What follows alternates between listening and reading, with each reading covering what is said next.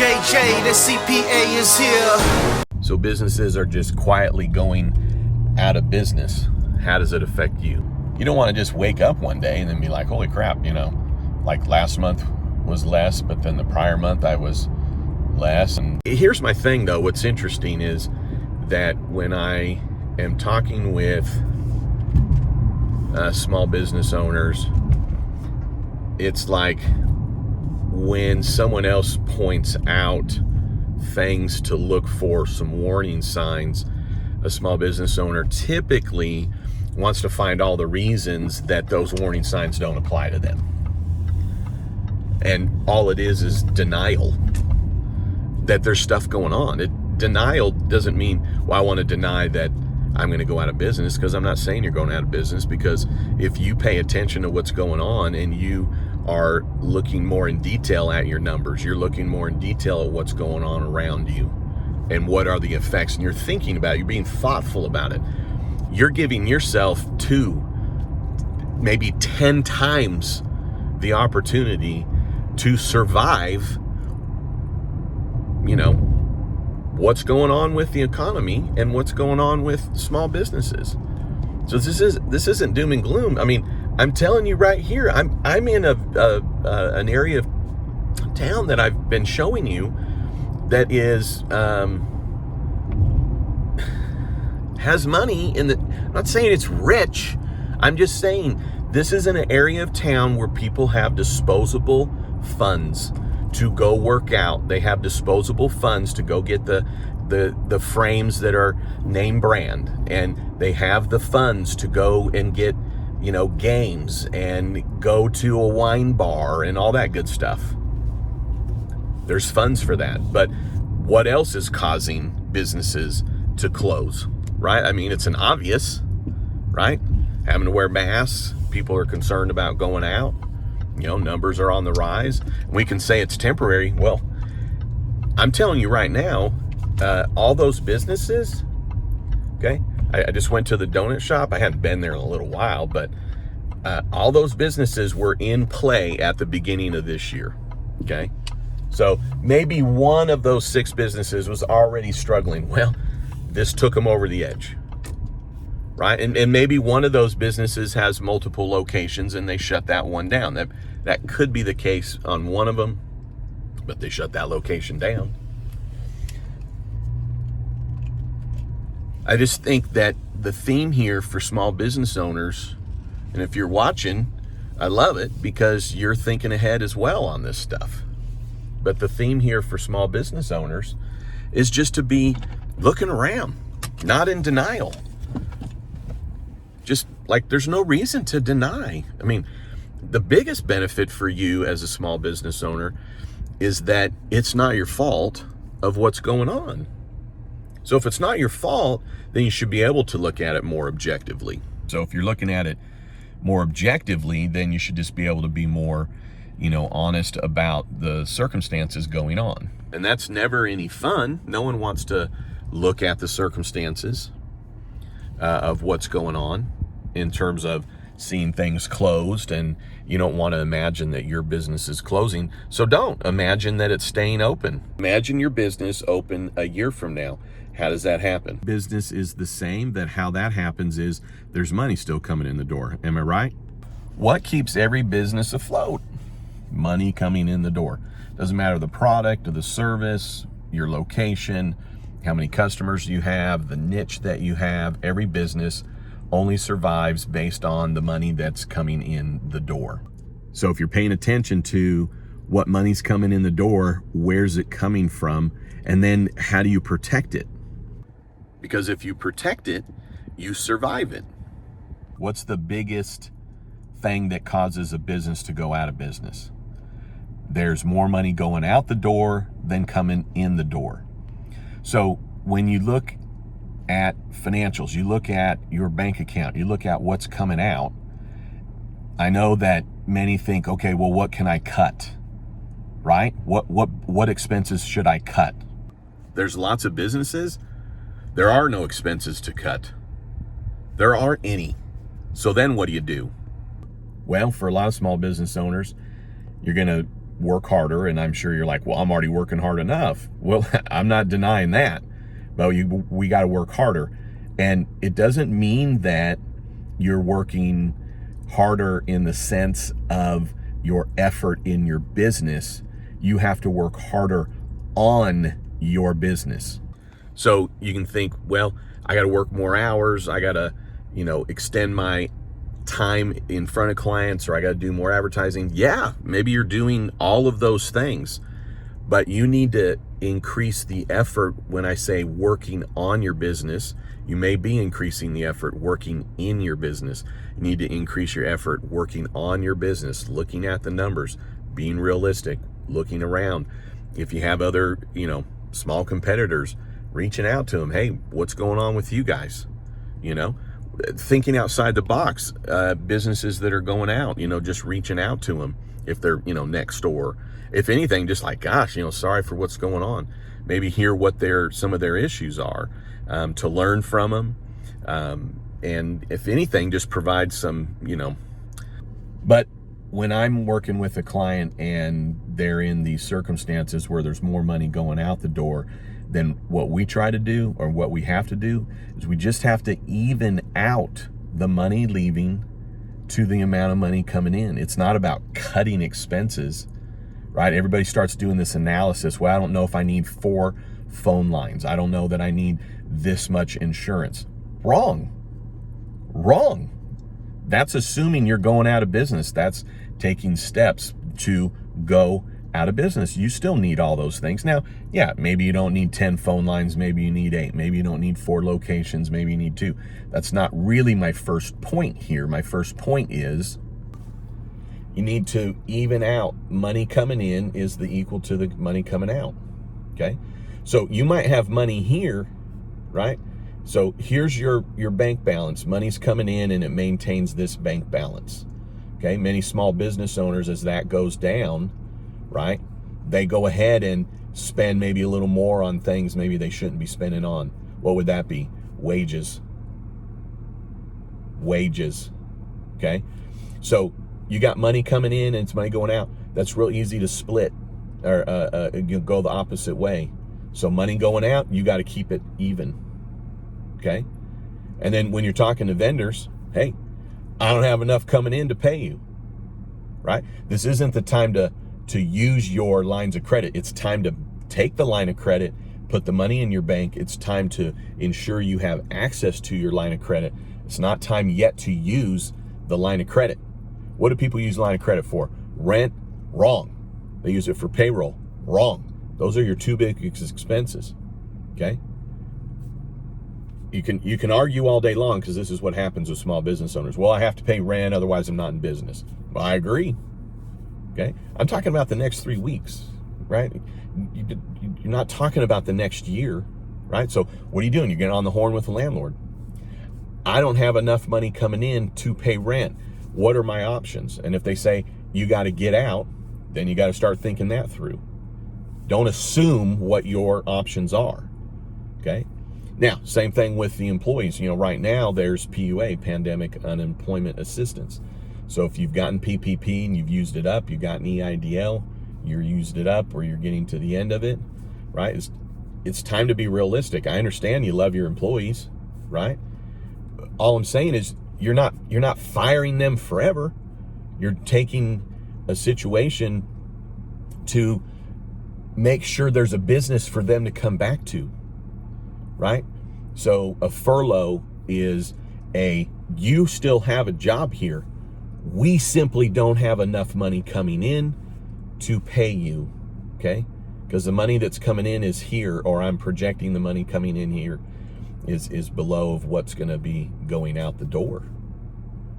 So you got to even these things up, and you have to know that in advance. You need to know it before it happens. Because in a small business, okay, you're like, oh, I got money coming in. You're planning on it, and you got this balance, and you got money going out, right? But then all of a sudden it can slip, boom, in a week or in 2 or in 3.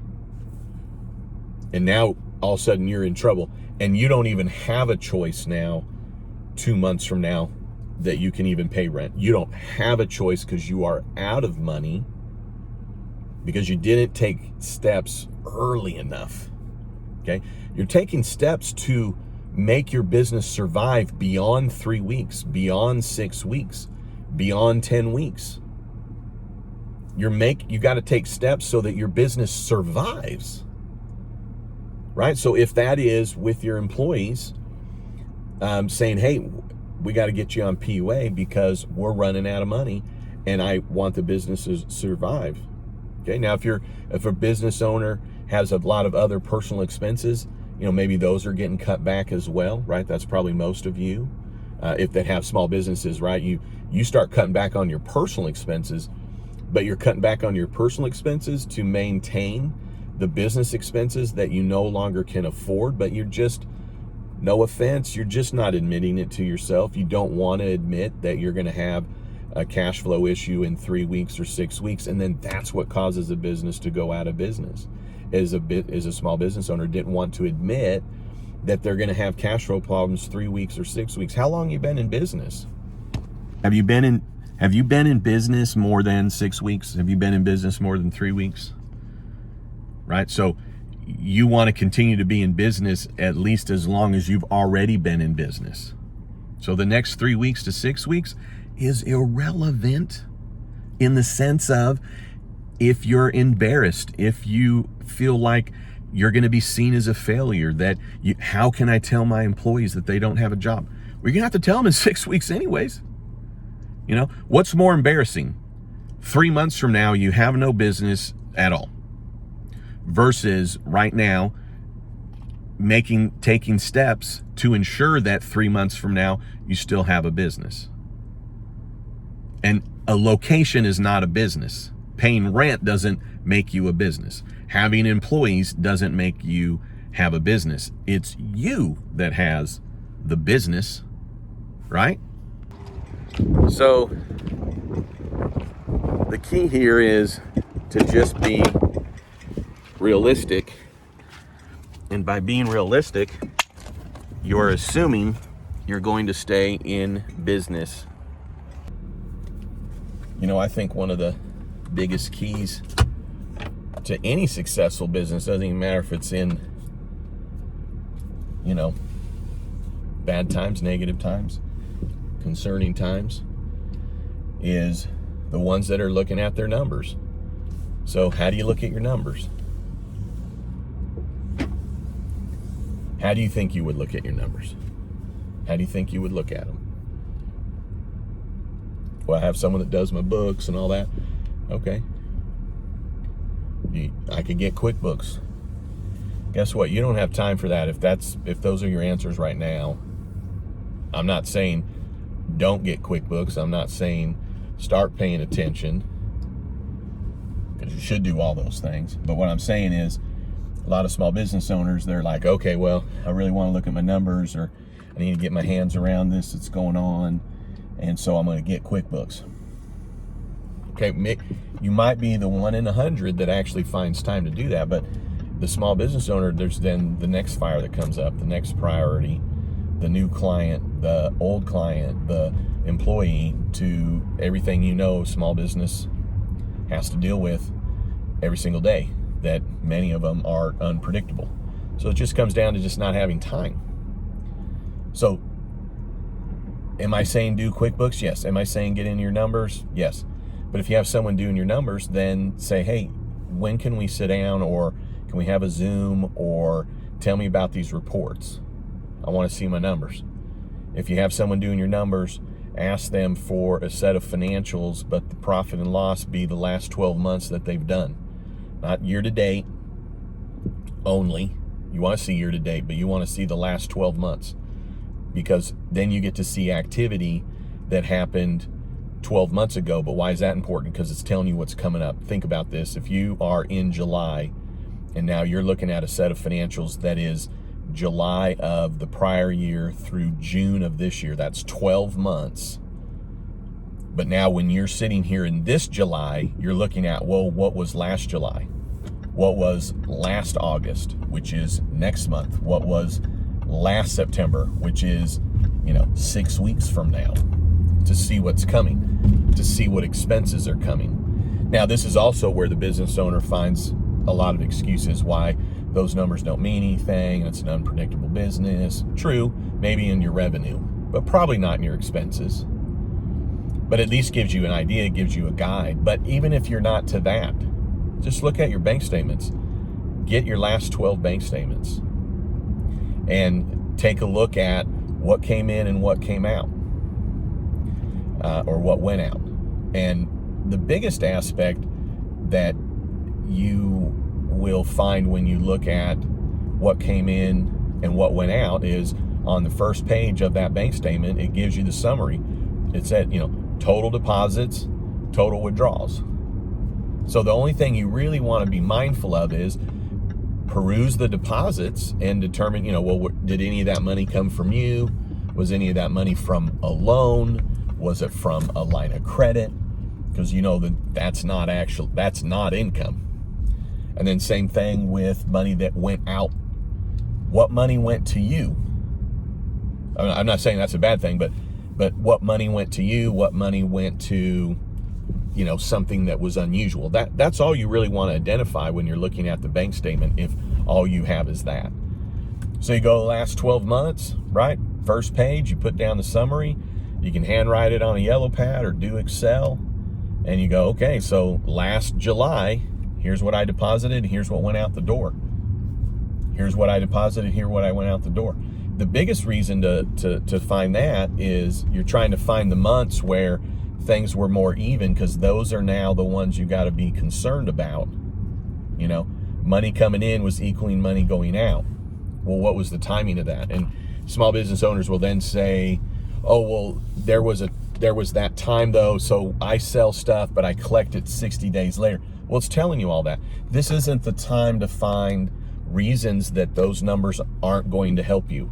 It's your business. They're your numbers. It's not really possible that they don't provide some kind of help to you of what's going on or what's going to happen in your business. And by finding a reason that you don't need to look at those numbers, or it doesn't make sense, or you pull them out, or you don't know how to find the bank statements, is really all just symptoms of what's normal, but what is, well, I don't really want to think about this. I'm just going to find another reason and another excuse. Because I'm telling you right now, you get me 12 of your bank statements, we're going to look at it, and within 15 minutes, we're going to know what came in and what came out. And it doesn't require magic glasses, right? It only requires seeing numbers, writing a month down, okay? And then what was it that came in, right? So you have 3 columns. Here's the months, here's what came in, and here's what went out. All you're trying to identify from there is what came in that wasn't income. And if you can't remember, then you can't remember it, because now you're just finding another reason or another excuse that you can't figure any of this out. So what you should do is just fold your tent and quit and go home, pick up your toys if you can't figure out your numbers. If you can't get a bank statement, or you can't get a general ledger, and you can't get financials, no offense, you don't have any business being in business. You don't at all, because it's a hobby. So don't pretend like you have a business if you can't figure this stuff out. Because I'll tell you, when you started your business, I've said it before, the numbers that were on the napkin or the yellow pad or your Excel told you everything that you needed to know. It was going to be easy. You're going to bring in this, you're going to spend that. Boom, I'm going to now start a business. So you knew numbers going into it, so it's not really possible that you don't know your numbers now. And all I say to that is, I'm just pushing you a little to say that you are a business owner. There are no excuses. No one knows your numbers better than you, period. I'm a CPA. I sit down with a client. They're going to know their numbers better than me, right? When they're looking at a bank statement versus me looking at a bank statement, right? What's NYS, comma LLC? I don't know what that is. The owners will be like, oh, that's just that one supplier. And then I had to call that, and Jeff works there. And then we had to get this stuff shipped. But it came in this one. Everything about that expense, most likely, most small businesses, right? You see a deposit coming in. It's like most of them are, $800, $1,200. And then one day you see one, and it's an uneven amount, but it's $15,000. Most business owners like, oh yeah, there was this customer, and they hadn't paid us in 6 months, and we kept doing it, and we worked a deal, and then they paid half, and we played golf together, so I knew that they were good for it. They were going to pay me, my spouse knows their spouse, right? All that stuff. How does somebody that's just looking at your bank statement, even if they're a CPA, how do we know any of that stuff? So you have to just look at your numbers. You're going to know these things, okay? It's just ridiculous how many small business owners don't ever look at their numbers. So this is the time that you just don't have a choice. You need to be looking at your numbers. And it's that simple. It's a bank statement. I mean, the only reason that you would have financials is the financials would take all that data and then go, okay, of all the money that left, here's a category called office supplies. Of all the money that's left, here's a category that's payroll. All that does is just categorize. But in these circumstances right now, how much in total went out the door? How much in total came in the door? So you don't have to get confused about any of the numbers about, well, is it really office supplies or office expense? Money went out the door. It left. Does it matter if it was office supplies? Does it matter if it was insurance? Well, sure. If you're trying to do an overall budget and you're trying to figure out where things are going, which is potentially the next step. But see, where small business owners is, they get all lost down the road and all this stuff, and I don't know what that is. When it's all just right here at the beginning, it's just money in, okay, and money that went out. That's it. Okay, and if you really want to just not get overwhelmed with the last 12 months, then get one bank statement. Just get last month's bank statement. Just take a look at it. Don't be scared of it. It's most likely written in English. Okay, I'm sure it's available in Spanish. I don't know if it's available in other languages, but I'm sure it's available in English. The numbers are the same as when you were in kindergarten and you looked up and you saw 1, 2, 3, 4, 5, 6, 7, 8, 9, 10. You don't have to be good at math. Small business owners that say, well, I'm not that good at math. What does that have to do with one thing? When you have a calculator, or on your phone you have a calculator, okay? I don't add stuff in my head. Why would I ever want to do that? I want to be exact. I have a 10 key, okay? If you know do you know what 2 plus 2 is? Of course you do. Then you're good at math in terms of running a business. You were really good at math when you talked with the bank, when you talked with the landlord, when you talked with your spouse about opening your business. You were an expert on your numbers. You knew. I mean, why wouldn't this bank give me a $100,000 loan? It's so easy and simple. I mean, I gave them these numbers, right? So get back to that. Now you actually have real numbers. You have real data to be looking at to determine what's going on in your business. So this isn't about scratching your head, well, what can I cut? There's nothing to worry about cutting right now. It's what can I pay for?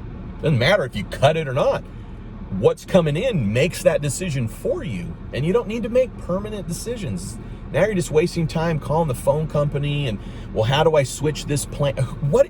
No. That's not what you're doing right now, okay? What you're doing is you're putting out a fire. If your house is on fire, you don't get a hold of your insurance company and figure out how much insurance you need on your house. You're just trying to put out the fire. You already have the insurance. This isn't a time to try and cut it. You might have to make a decision. Can I pay it? But you get too far down the road. It's like, well, if I can't pay this, then I can't be in business. If you're not bringing money in the door, you're not in business anyways.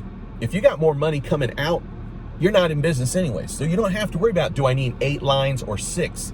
Do I really need $450,000 of coverage or $250,000? Because these are pennies. Now, is there a time for that? Sure. Am I saying that you should just spend frivolously and never worry about it? Of course not. People, when your house is on fire, are you just gonna sit around wondering what hose to use? No! Go put the fire out. Go get your PPP and your EIDL.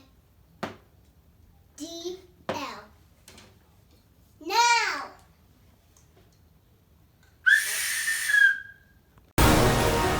Yeah. CPA is here.